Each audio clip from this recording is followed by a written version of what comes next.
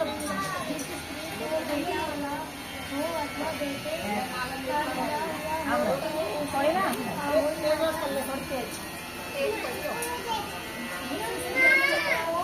हुआ हो उसे बेटा हुआ हो अथवा बेटी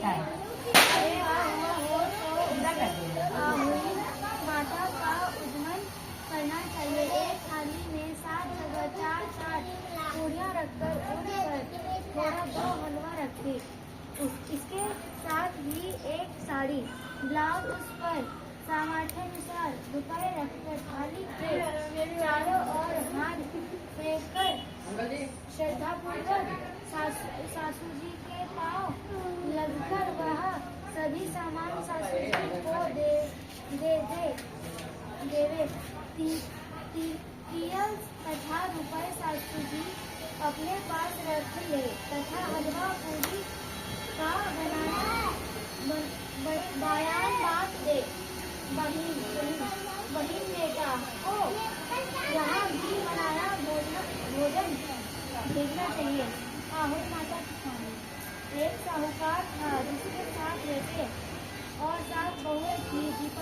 दिवाली से पहले कार्तिक बड़ी अष्टमी को सातों बहनों अपनी इकलौती ननद के साथ जंगल में जाकर खदान में मिट्टी खोद रही थी। वहाँ पर स्याहू की मांग थी।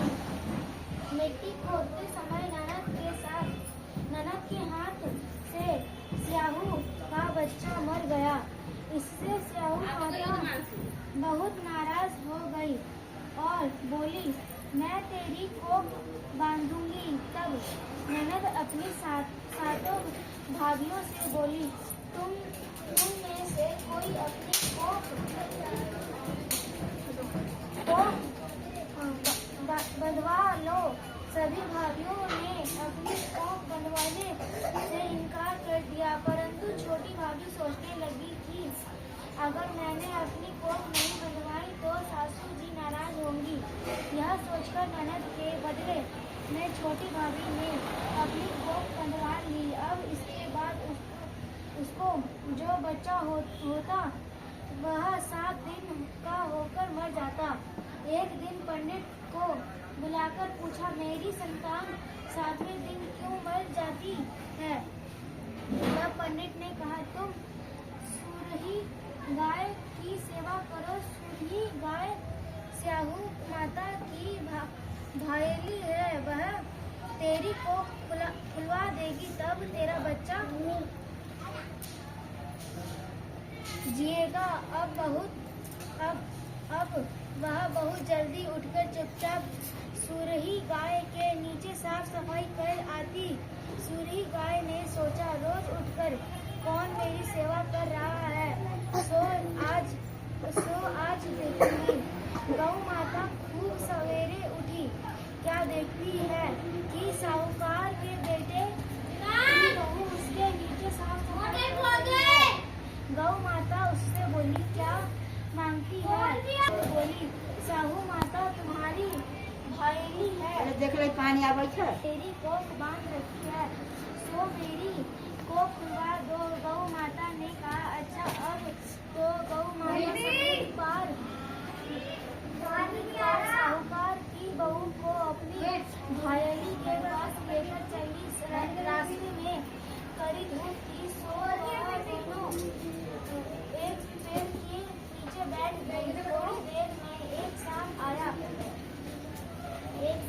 उसी पेड़ पर गौड़ पंखनी का एक बच्चा था। सांप उसको डसने लगा, तब साहूकार की बहू ने मारकर ढाल के नीचे दबा दिया और बच्चे को बचा लिया। थोड़ी देर में गरुड़ पंखनी को नहीं मारा, बल्कि सांप तेरे बच्चे के करीब आया था। मैंने तो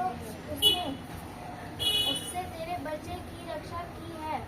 यह सुनकर गरुड़ पंखनी बोली, माँ तू क्या मांगती है? वह बोली, 7 समृद्ध पार स्याहू माता रहती है, हमें तू उसके पास पहुँचा दे। तब गरुड़ पंखनी ने दोनों को अपनी पीठ पर बैठाकर स्याहू माता के पास पहुंचा दिया।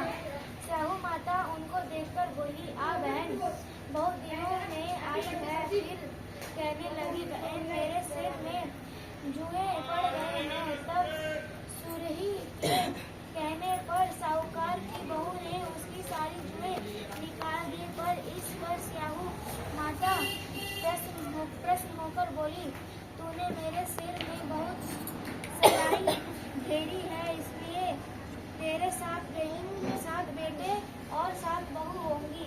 वह बोली, मेरे तो एक भी बेटा नहीं, 7 बेटे कहाँ से होंगे? स्याहू माता बोली, वचन दिया है, वचन से फिरूं तो धोबी की कुंड पर कंकरी हो। तब साहूकार की बहू बोली, मेरी कोख तुम्हारे पास बंद पड़ी है।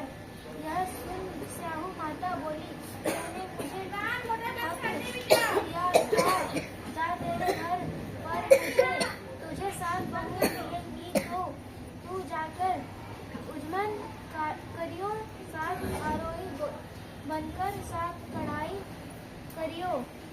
यह लौटकर घर आई तो वह देखा कि 7 बेटे 7 बहू बैठे हैं। वह खुश हो गई। उसने 7 आरोही बनाई और 7 उजमन किए और 7 कढ़ाई करी। शाम के समय जेठानियाँ आपस में कहने लगी कि जल्दी जल्दी गोप पूजा कर लो, कहीं छोटी बच्चों को याद करके ना रोने लगे। थोड़ी देर में उन्होंने अपने बच्चे से कहा, अपनी चाची के घर जाकर देख आओ कि आज वह अभी तक रोई क्यों नहीं। बच्चों ने आकर कहा, चाची तो कुछ मान रही है, खूब उजमन हो रहा है।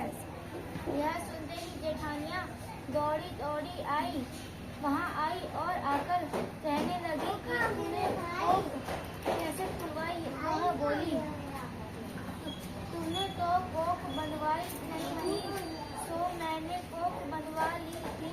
अब स्याहू माता ने कृपा करके मेरी कोख खोल दी है।